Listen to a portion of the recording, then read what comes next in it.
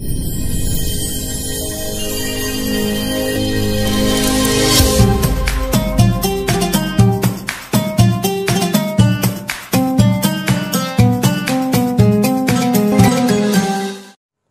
duduk di atas nih, sama yang tua-tua nih. Bismillahirrahmanirrahim.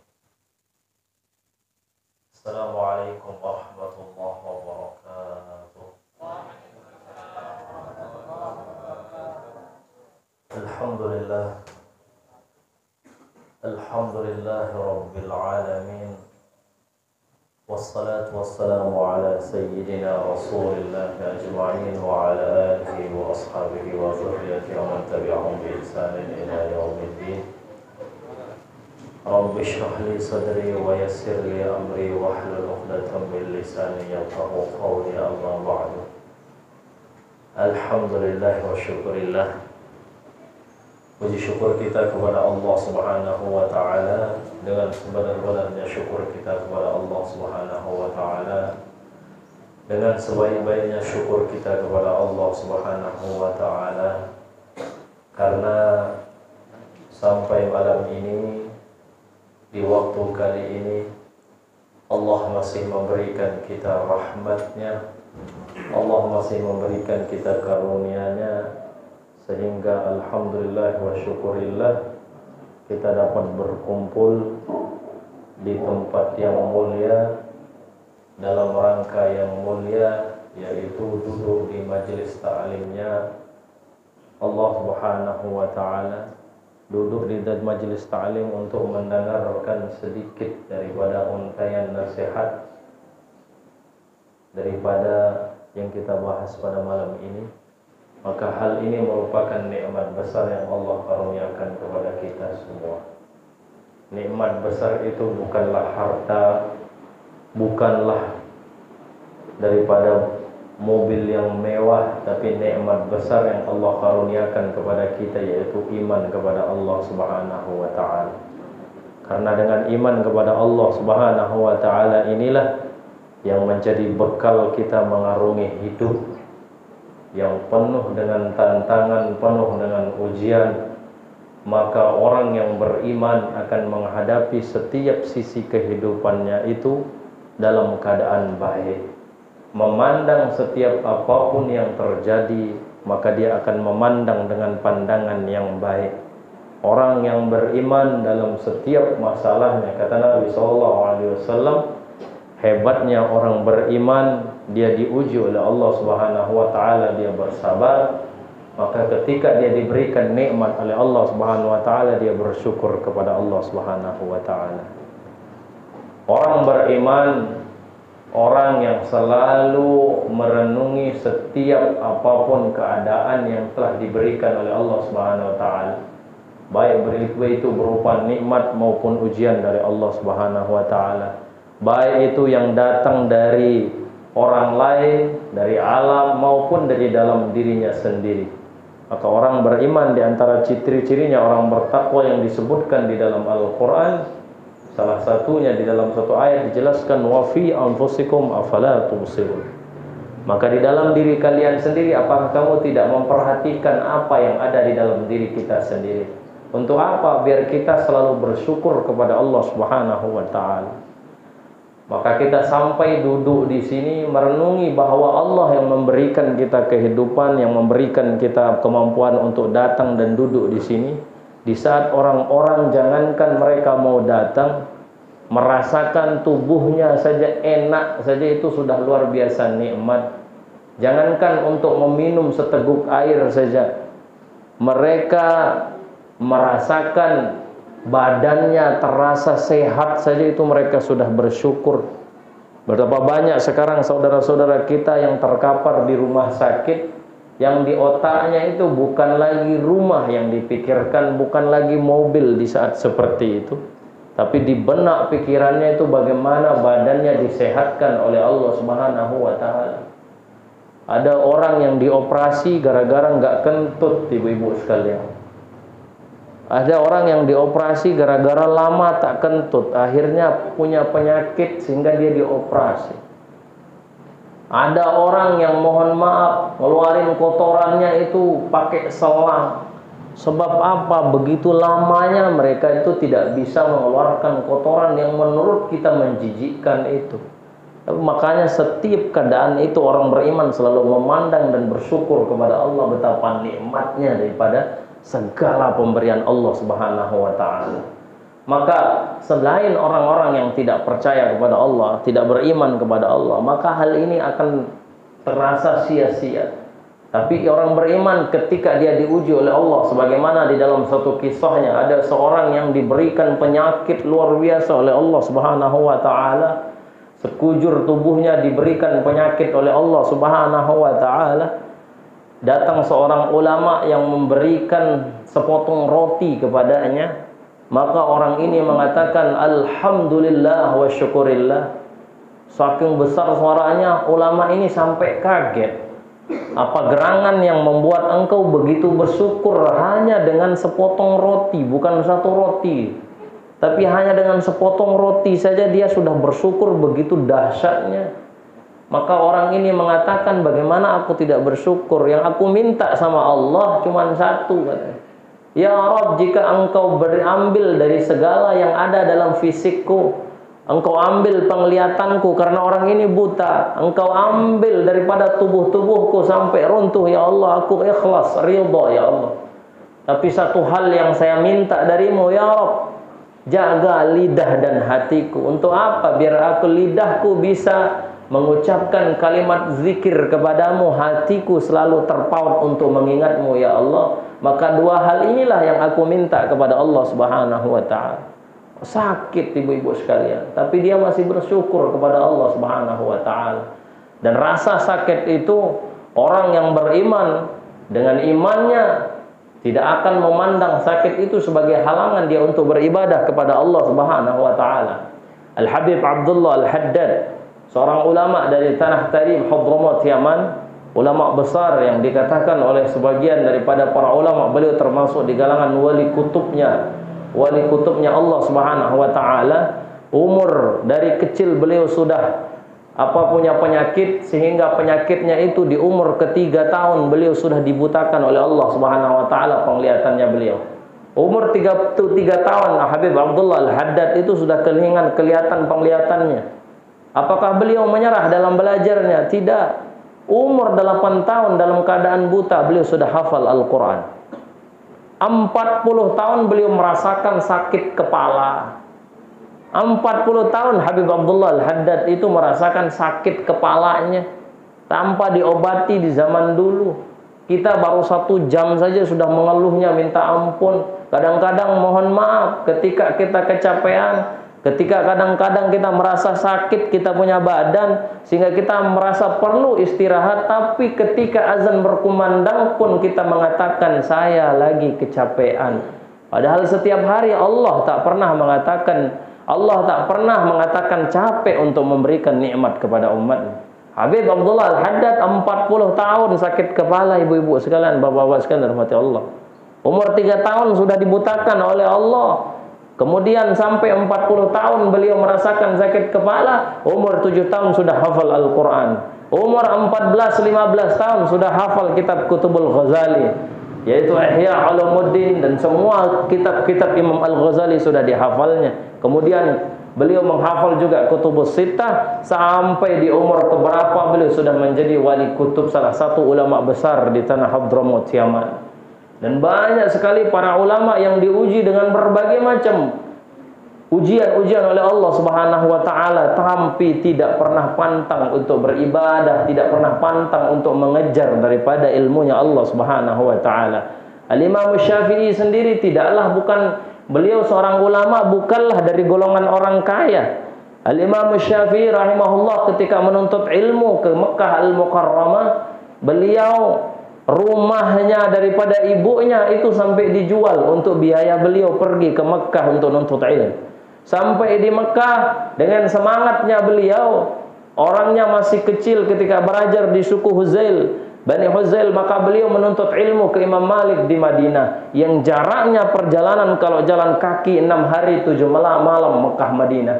Ketika sampai di Madinah, Beliau belajar di Imam Malik, menghafal kitab Muwatta dalam jangka 3 hari saja. Kemudian sampai 3, apakah di Madinah beliau selesai dalam belajarnya? Ijtihadnya Al-Imam Syafi'i tidak sampai sana. Beliau terus berjalan sampai tanah Yaman. Setelah dari Yaman beliau belajar ke tanah Irak, Baghdad. Dari Baghdad beliau belajar lagi ke Mesir. Disinilah beliau akhirnya wafat, ditawafatkan di tanah Al-Azhar, di tanah Mesir. Maka orang-orang terdahulu, ibu-ibu bapak sekalian, tidak pernah mengeluh dengan keadaannya, apapun bagaimana rasa badannya, tapi dalam pasal ibadah kepada Allah Subhanahu wa taala, mereka itu pantang untuk mengatakan diri capek. Maka kata Ali karramallahu wajhah, istirahatnya orang beriman itu di mana? Ketika dia menginjakkan kaki di tanah surganya Allah Subhanahu wa taala. Ibu-ibu bapak yang dirahmati Allah Subhanahu wa taala, sekali lagi syukur kita kepada Allah Subhanahu wa taala, sampai saat ini Allah masih memberikan kita kehidupan. Allah masih memberikan kita nikmat iman dan takwa kepada Allah. Beberapa hari yang lalu, beberapa minggu yang lalu, kita digemparkan oleh seseorang yang kita kenal di televisi itu, bagaimana Allah mencabut nyawanya dalam keadaan yang tidak terduga-duga sama sekali. Kita tidak tahu, dia pun sendiri tidak mengetahui bahwa dirinya akan berpisah dengan anaknya. Dia akan berpisah dengan rumah yang sudah dia bangun. Dia akan berpisah dengan keluarganya. Dia akan berpisah dengan harta yang puluhan tahun dia sudah cari. Sampai mungkin dia kadang-kadang lupa dalam ibadahnya, dalam mencari harta. Tapi dalam sekejap ketika itu Allah ambil dia. Allah panggil dia dengan kun fayakunnya. Maka kita semua itu memberi pelajaran sebagai orang beriman, memandang hal itu sangat sederhana, memandang hal itu luar biasa, yaitu dalam keadaan kita beriman kepada Allah, melihat kejadian itu, maka kita akan mengambil ibroh-ibroh yang ada di dalam situ. Maka kita semua, kalau dia tidak tahu, kita semua pun tidak tahu rahasia Allah namanya kematian. Di dalam Al-Quran sendiri, di dalam kitab Fawaidul Mukhtar, Al-Habib Zain bin Ibrahim bin Smith menulis di dalam kitabnya beliau, An-Nabi SAW, Nabi yang mulia, Nabi yang dimuliakan oleh Allah Subhanahu wa taala di antara seluruh nabi-nabi Allah Subhanahu wa taala. Nabi yang dimana dimuliakan daripada seluruh alam semesta. Bahkan dikatakan surga sendiri daripada Nabi Muhammad lebih mulia daripada surga. Maka dipertanyakan oleh ulama, mana mulia air Zam-Zam daripada air yang keluar dari tangan Nabi, air Zam-Zam dari surga, sementara air yang keluar dari tangan Rasulullah SAW. Mana yang lebih mulia? Jauh lebih mulia daripada air yang keluar dari jari-jari Nabi Muhammad SAW. Bahkan surga sendiri lebih mulia Nabi Muhammad daripada surga.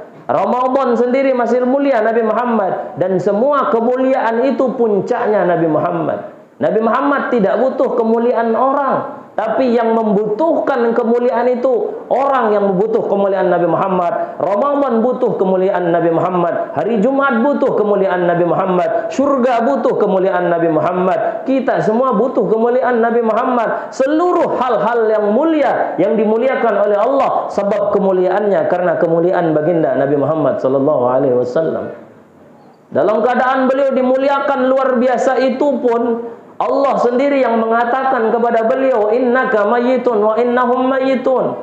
Sungguh engkau ya Muhammad akan mati juga. Engkau akan wafat juga ya Muhammad. Mereka juga akan wafat.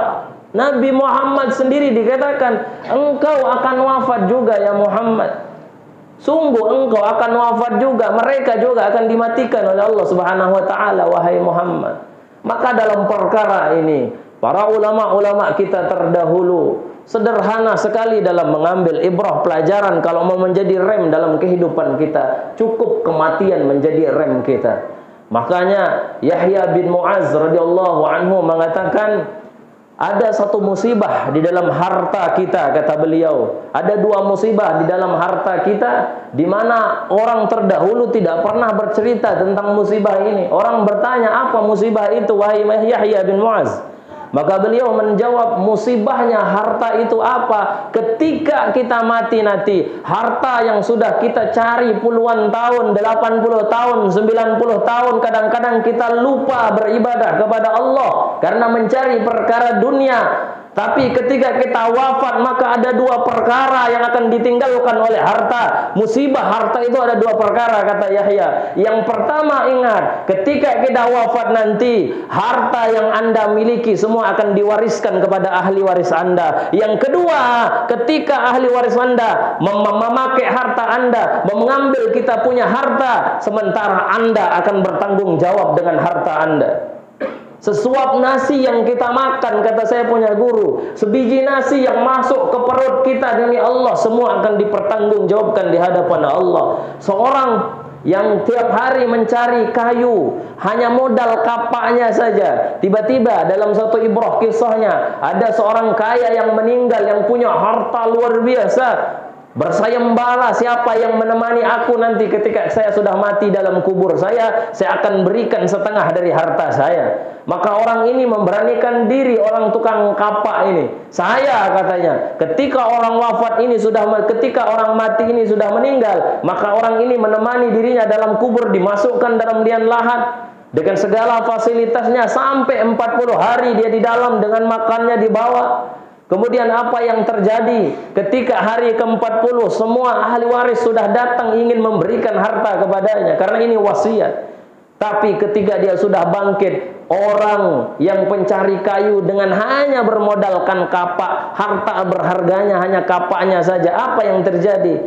Dia lari terbirit-birit. Orang ahli warisnya mengatakan, kenapa engkau tidak menginginkan harta ini? Bagaimana mungkin aku akan mengambil harta yang begitu banyaknya? Sementara 40 hari, 40 malam, Allah, malaikat bertanya kepadaku dengan satu kapak saja.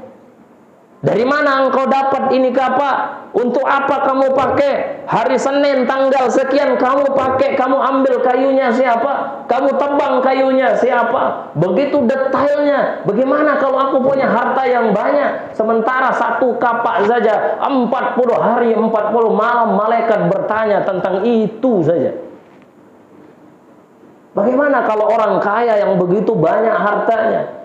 Maka kata Sayyidina Umar ibn al-Khattab radhiyallahu anhu, beliau seorang Amirul Mukminin, beliau mengatakan ketika menjadi seorang khalifah, saya, kata beliau, menjadi adil saja, menjadi seorang pemimpin. Ketika saya adil saja, Allah akan bertanya tentang saya, tentang keadilan kepemimpinan saya. Bagaimana kalau saya jadi pemimpin yang tidak adil? Maka beliau mengatakan, kijang yang berada di perbatasan Mesir, kijang yang berada di perbatasan Mesir, kalau dia jatuh demi Allah itu tanggung jawab saya, kata beliau. Ketika Amr bin As, dalam satu kisah ketegasan beliau tentang tanggung jawab, Amr bin As radhiyallahu anhu, sahabat Nabi SAW, ketika beliau membangun masjid di dekat istananya beliau, ada satu rumah dari golongan orang Yahudi yang satu nempel situ saja. Kemudian Amr bin As menyuruh utusannya untuk membebaskan daripada rumah orang Yahudi ini.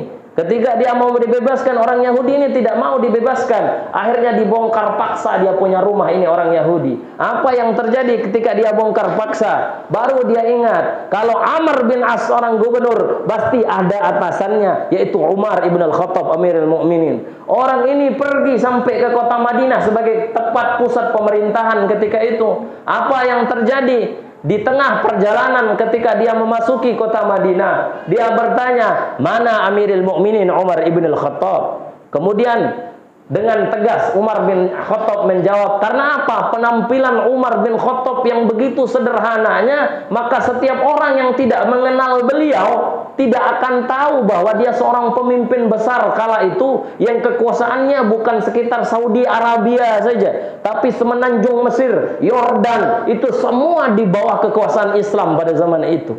Seorang pemimpin besar, tapi ketika ketemu sama seseorang, orang tidak akan tahu bahwa dia itu Amirul Mukminin. Maka orang Yahudi ini tercengang melihatnya, ana Umar ibn al-Khattab. Kemudian orang ini kaget, ada apa katanya? Gubernur Anda di Mesir namanya Amr bin As, itu telah merebut paksa aku punya rumah. Kata orang Yahudi ini. Kemudian dia melihat satu tulang, ambilkan itu tulang, kata Umar bin Al-Khattab radhiyallahu anhu. Ketika tulang itu diambil, kemudian beliau mengambil daripada pedang, menyoret daripada pedangnya dari bawah ke atas, kemudian setengah lingkaran. Berikan ini kepada Amr bin As, gubernur Mesir. Ketika diberikan ke Amr bin As bergetar ketika itu, ibu-ibu bapak yang dirahmati Allah. Apa sebab gerangan yang membuat beliau bergetar ketika itu? Satu hal, isyarat. Nah, Sayyidina Umar tidak berkata, cuman pakai isyarat saja. Kata Amr bin As, tulang belulang ini, Umar bin Khattab menyampaikan pesan, semua kita kelak akan menjadi tulang belulang. Maka bertanggung jawablah, hati-hatilah engkau dalam setiap kebijakanmu. Kemudian apa?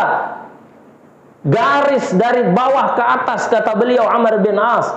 Umar bin Khattab, Amirul Mukminin, menunjukkan bahwa kita dari hamba Allah kelak akan menuju kepada Allah Subhanahu wa taala. Kita semua akan dimatikan oleh Allah. Kemudian garis setengah lingkaran ini memberi gambar kepada saya, demi Allah, kalau seandainya saya itu tidak bertanggung jawab mempermainkan daripada amanah yang ada, demi Allah, tidak akan segan-segan Amirul Mukminin, sang singa padang pasir, tidak akan segan-segan menebas aku punya kepala kalau aku tidak bertanggung jawab terhadap kepemimpinanku.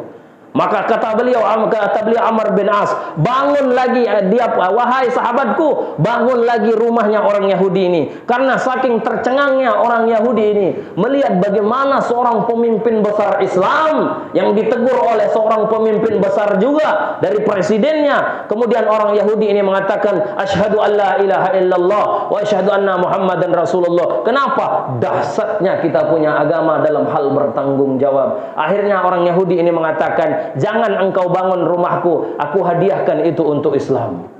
Allahu Akbar. Dan seluruh pemimpin-pemimpin besar, orang-orang soleh terdahulu, ulama-ulama kita, yang menjadi nasihat mereka itu tidak banyak, kecuali satu saja, kematian. Umar bin Abdul Aziz rahimahullah, Umar Thani di antara keturunannya Sayyidina Umar ibn Al-Khattab radhiyallahu anhu. Umar bin Khattab punya anak namanya Abdullah, terus turun-temurun sampai beliau punya cicit namanya Umar bin Abdul Aziz. Abdul Aziz ini adalah seorang gubernur ketika itu, punya anak namanya punya anak namanya Umar. Maka Umar bin Abdul Aziz, 3 tahun beliau memimpin, tidak akan kita cari tidak akan ketemu orang kelaparan di zaman Umar bin Abdul Aziz. Saking adilnya Umar bin Abdul Aziz. Anda mencari di zaman Umar bin Abdul Aziz orang kambing, di mana kambing bersahabat dengan serigala ketika itu, saking adilnya Umar bin Abdul Aziz.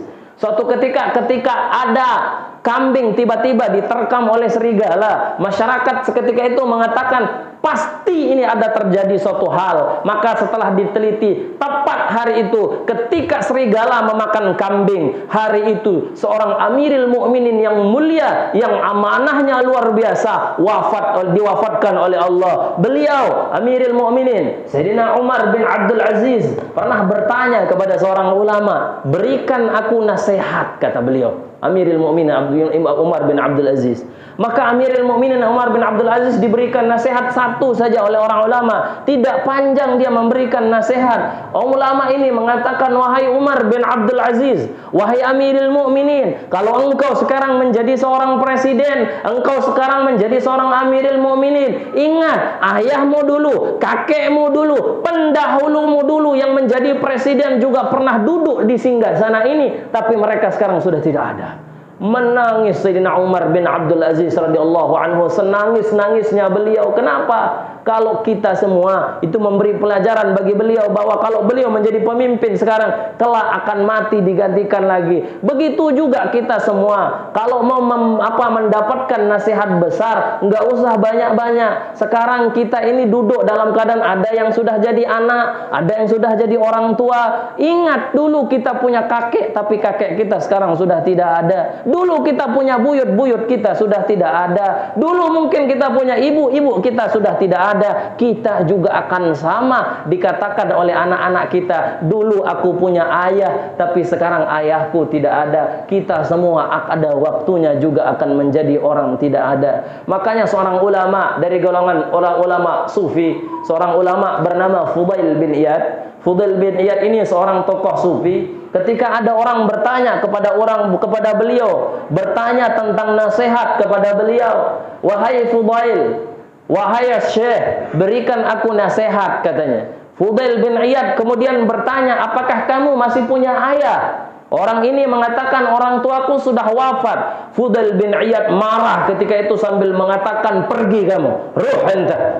Diusir orang ini sambil mengatakan, kemudian bergumam orang ini, "Kenapa?" Kata Fudail bin Iyad, "Celaka bagi orang yang minta nasihat sementara orang tuanya sudah meninggal. Celaka bagi orang yang ingin minta nasihat untuk taubat kepada Allah sementara orang tuanya, kakeknya sudah meninggal. Cukup engkau punya ayah, engkau punya ibu, engkau punya kakek, engkau punya buyut sudah wafat. Itu memberi pelajaran bagi kita. Kita semua juga akan diwafatkan oleh Allah Subhanahu wa taala."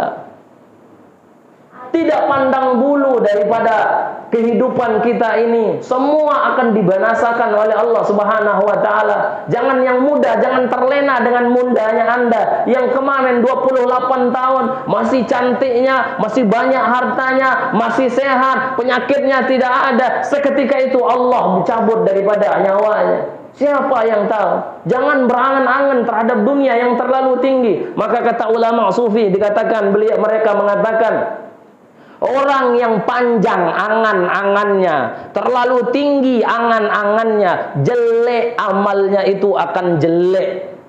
Kenapa kok jelek? Karena terlalu berangan-angan terhadap dunia, sehingga kalau diangan-angankan dunia ini tidak akan habis. Maka kata Nabi Shallallahu Alaihi Wasallam, seluruh yang ada di dalam diri manusia akan dikurangi oleh Allah. Seluruh dalam diri manusia akan dikurangi oleh Allah, akan dicabut sedikit per sedikit daripada nikmat. Dulu yang sekarang ibu-ibu, dulu ketika remaja balap lari kuat. Dulu ketika remaja nggak perlu pakai pupur, kulit udah kenceng. Sekarang jangankan balap lari, duduk saja udah pinggang ini udah dipegang. Dulu tanpa pupur kenceng kulitnya, masya Allah. Sekarang pupur 1 meter tetap keriputnya kelihatan. Semua akan dicabut oleh Allah Subhanahu wa taala, dan begitu juga yang Anda yang muda-muda. Sekarang malas ke masjid, silahkan. Enggak apa-apa ente malas ke masjid, enggak jadi masalah. Tapi ingat, ada waktunya. Anda kelak akan susah ke masjid nanti. Baru mewe, ya Allah izinkan saya sehat biar ke masjid, udah telat. Maka semua yang ada pada diri manusia akan dicabut, kata Nabi, kecuali satu hal yang ada dalam diri manusia yang tidak berkurang. Semua. Apa itu? Keinginan manusia yang tidak kurang-kurang. Udah tua, udah punya cucu, yang dipikir apa? Ya Allah, saya mudah bagaimana rumah ini biar 2 tingkat. Udah bau tanah masih juga mikir daripada rumah. Udah tua, berambut sebiji pun nyari nama. Kalau dulu ketika muda, suruh ngupah orang nyari rambut uban. Sekarang boro-boro kalau nyari rambut uban, masya Allah botak. Itu pun masih mikir kebun 20 hektar, mau nanam jengkol lagi katanya. Allahu Akbar.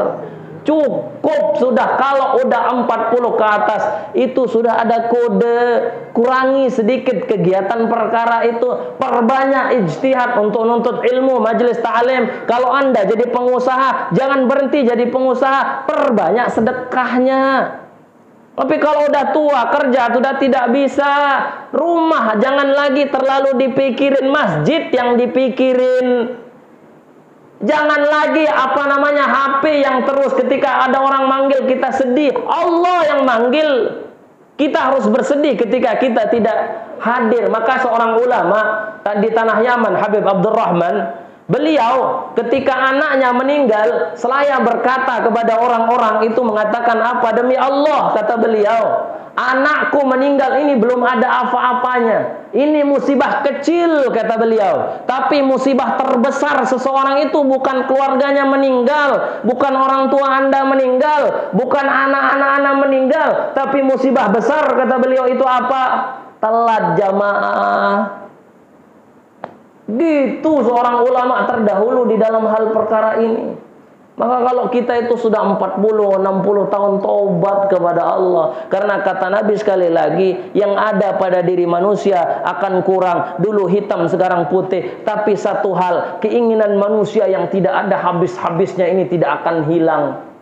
Maka itu kontrol diri kita di dalam apa hal. Maka kata Nabi SAW di dalam hadis yang sangat kita populer, kenal sekali. Bahkan hadis ini jadi lagu di tren kita. Ightanim khamsan qabla khamsin, syababaka qabla haramika. Kemudian dikatakan oleh beliau, masa mudamu manfaatkan sebelum datang daripada masa tuamu. Ada 5 hal kata Nabi SAW, manfaatkan yang 5 sebelum datang yang 5. Waktu mudamu sebelum datang daripada waktu tuamu. Kemudian dikatakan ghaginaka qabla fakrika, waktu kayamu sebelum datang waktu fakirmu. Wasihhatika qabla saqamika, sehatmu sebelum datang daripada waktu sakitmu. Kemudian wa faraghika qabla syughulika, waktu daripada luangmu sebelum datang masa sibukmu. Wa hayataka qabla mautika, hidupmu sebelum datang daripada perkara matimu. Al-Imam Al-Ghazali rahimahullahu taala beliau mengatakan bahwa dari 5 perkara ini, kata beliau, semua orang tidak akan menyadari, tidak akan merenung betapa nikmatnya 5 perkara ini sebelum dihilangkan dari 5 perkara yang lain, kata beliau.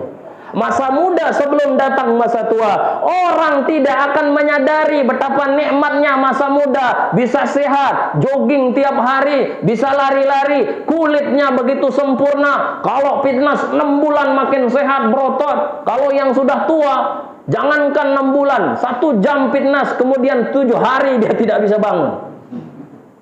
Karena nggak sadar ketika Anda masih muda. Dulu saya yakin yang tua-tua sekarang, pasti demi Allah, pasti dia akan merasakan menyesal. Walaupun kelihatannya hebat. Karena kata Nabi, orang yang ada di surga juga nyesel. Apalagi yang ada di neraka. Orang yang di surga menyesal karena sedikit amalnya. Yang di neraka apalagi. Kemudian masa sehat sebelum datang daripada masa sakitmu, kata Nabi. Orang tidak akan sadar betapa berharganya nikmat sehat sebelum Allah hilangkan masa sehat itu. Ada seorang kaya, ada orang kaya, ibu-ibu sekalian dirahmati Allah Subhanahu wa taala. Ketika dia kaya luar biasa, makan ini tidak boleh, ini kolesterol, ini kemudian ada lagi diabetes, makan ini tidak boleh, semua tidak boleh. Baru dia sadar harta bukan satu-satunya yang berharga, betapa berharganya rasa sehat. Ada orang kaya yang kayanya luar biasa, masih muda, tapi ingat, ketika dia makan apapun di mulutnya, tak bisa ngerasain pedasnya sambal, tak bisa ngerasain asinnya daripada yang lain, kemudian tidak pernah bisa merasakan manisnya gula. Kenapa? Allah cabut sedikit kenikmatan di lidahnya. Itu apa? Perasa di lidahnya Allah cabut, sehingga semua yang dimakan itu hambar semua. Bayangkan betapa berharganya masa sehat. Kemudian betapa berharganya masa hidup sebelum datang kematian. Demi Allah, orang yang berada di alam kubur, ibu-ibu bapak sekalian, yang sekarang saudara-saudara kita yang ada dalam kubur. Makanya seorang ulama ketika berada di rumahnya beliau gali kubur. Sejenis kuburan yang ada di rumahnya. Ketika hatinya keras, beliau turun ke kubur itu sambil menangis, berdoa sambil membacakan satu firman Allah, qala rabbirji'un la'alli a'malu salihan. Orang-orang yang berada di alam kubur, saudara-saudara kita yang ada di dalam kubur sana, doanya satu, ya Allah kembalikan kami ke dunia. Untuk apa? Berbuat amal soleh. Kenapa? Semua orang yang ada di alam kubur sekarang menyesal. Bukankah baik itu ulama, baik orang-orang soleh menyesal? Sedikit kalau orang yang diberi nikmat, terlalu sedikit nikmatnya. Apalagi yang disiksa oleh Allah Subhanahu wa taala. Lalu ibu-ibu sekalian yang dirahmati Allah, bapak-bapak sekalian dirahmati Allah, betapa menyesalnya sakitnya seorang tua, orang tua yang berada di alam kubur dia sendiri dengan amalnya yang terbatas, melihat anak-anaknya yang berada di bumi, yang mereka masih hidup sekarang, yang dia tinggalkan ketika itu, dia terbaring di alam kuburnya, masih melihat anak-anak putrinya masih tidak pakai jilbab, anak-anak putrinya masih pacaran, boro-boro dia mau mendoakan kedua orang tuanya, sementara dirinya sendiri tidak bisa diselamatkan oleh dirinya. Betapa sakit hatinya seorang ibu, seorang bapak yang berada di alam kubur, melihat putri-putrinya dipegang tangannya oleh orang yang bukan mahramnya. Tersiksa hatinya orang tua yang berada di alam kubur, melihat anak-anak lakinya ketika mendengarkan azan dia tidak datang ke masjid, boro-boro dia mendoakan kedua orang tuanya, sementara dirinya tidak menyelamatkan, dia sendiri tidak bisa menyelamatkan dirinya. Maka kata Nabi SAW di dalam kitab Ihya Ulumuddin, Al-Imam Al-Ghazali menceritakan ada orang tua yang dituntut oleh anaknya ketika kelak ketika dimasukkan ke dalam neraka, api nerakanya Allah Subhanahu wa taala. Orang anak ini ketika mau dilempar oleh Allah ke dalam api neraka, dia berdoa kepada Allah, "Ya Rabb, khudni haqqana bihadzal zalim." Ya Rabb, berikan aku haknya kami kepada si zalim ini. Orang ini mendengar siapa yang mengatakan aku zalim? Orang tua ini mengatakan siapa yang mengatakan aku zalim? Maka setelah dia lihat orang yang mengatakan dia zalim adalah anaknya sendiri. Kemudian orang tua ini mengatakan, "Kenapa engkau bilang aku zalim, wahai anakku? Bagaimana sementara aku pernah memberikan kamu rumah ketika aku mati, seluruh hartaku engkau yang memilikinya, rumah, harta, kemudian mobil, kemudian uang, semua engkau miliki daripada hartaku, wahai anakku. Lalu dari mana sisi engkau mengatakan aku zalim?" Maka anak ini mengatakan, "Ya, rumah engkau beri, mobil engkau beri, seluruh harta engkau beri demi Allah. Salat tidak pernah engkau ajarkan aku," kata anak ini. "Ngaji tak pernah engkau suruh. Ketika sekolah hujan petir pun datang, ketika itu pelajaran umum, pelajaran matematika, fisika, engkau semangati saya, tapi giliran ngaji, hujan sedikit katakan gak usah ngaji, nak." Maka ingat ibu-ibu, bapak sekalian, jangan salah, anakmu nanti bisa menuntut engkau ketika engkau tidak mengajarkan mereka yang baik. Betapa sedihnya orang tua yang ketika berada di sakaratul mautnya, sementara anaknya tidak berada di sampingnya dengan satu alasan, anaknya tidak bisa baca Quran. Sedih seorang orang tua, anaknya sudah profesor, anaknya sudah doktor, kuliah sampai luar negeri, tapi baca Quran dia tidak bisa, apalagi bertajwid. Siapa yang akan bacakan daripada Quran kamu kelak ketika engkau sedang berada di dalam sakaratul maut? Demi Allah, di Dabuk Singkep ini saya pernah diundang. Ketika itu ada orang yang lagi sakaratul maut. Ini bukan undangan ceramah, undangannya orang saya mau ngaji, orang lagi sakarat. Kemudian ketika saya duduk, saya nanya, "Mana anaknya?" Anaknya lagi santai-santai makan di dapur. Kenapa enggak mau membacakan ayahnya daripada Al-Quran? Didikan ayahnya tak pernah menyuruh dia membaca Al-Quran, tak pernah menyuruh dia sholat. Saya menjadi saksi, demi Allah ini surau. Anaknya sedikit pun tidak pegang Quran ketika ayahnya lagi sakaratul maut. Dabuk Singkep tempatnya. Mau begitu nanti. Sedih engkau nanti ketika berada di alam kubur, anakmu tidak pernah ziarah, mereka terlena dengan dunia, tapi orang tuanya yang ada di alam kubur buru-buru mau mendoakan sementara dirinya sendiri tidak diselamatkan. Maka demi Allah, ibu-ibu, bapak sekalian dirahmati Allah, cukup mati itu menjadi nasihat. Kalau Anda punya orang anak itu didik dia menjadi anak yang soleh, silahkan jadikan dia sebagai dokter, nggak apa-apa. Tapi dokter yang bisa baca Quran, yang hafal Quran, yang setiap hari mendoakan Anda. Anda mau menjadi seorang polisi, menjadi seorang tentara, ingat doakan engkau punya kedua orang tua. Karena itu sebagai bekal kita kelak di hadapan Allah Subhanahu wa taala. Ibu-ibu, bapak-bapak yang dirahmati Allah Subhanahu wa taala, ini sudah jam berapa ini? Belum bisa, sedikit lagi saya bahas tentang kematian kita.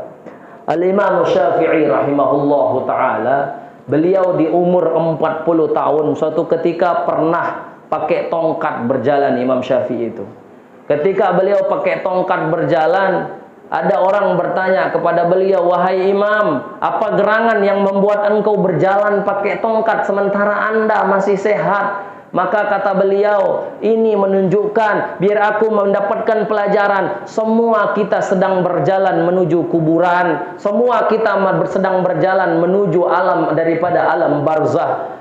Maka ingat ibu-ibu bapak sekalian yang dirahmati Allah, masa muda, masa tua, masa kanak-kanak tidak akan menjamin kita hidup dalam keabadian. Cukup kalau Anda punya kakek, punya ayah yang sudah meninggal, ada waktunya kita akan bergiliran masuk ke alam kubur sana. Dan kata ulama, betapa sulitnya alam kubur. Maka Sayyidina Ali mengatakan ketika beliau berada di depan kuburan, beliau berdoa minta ampun kepada ahli kubur. Seraya beliau berkata, "Wahai saudara-saudaraku, apakah engkau tahu," katanya ketika bergumam di hadapan penghuni kubur, "apakah engkau tahu bagaimana keadaan kabarmu sekarang? Bagaimana keadaan daripada harta dan kemudian daripada keluargamu?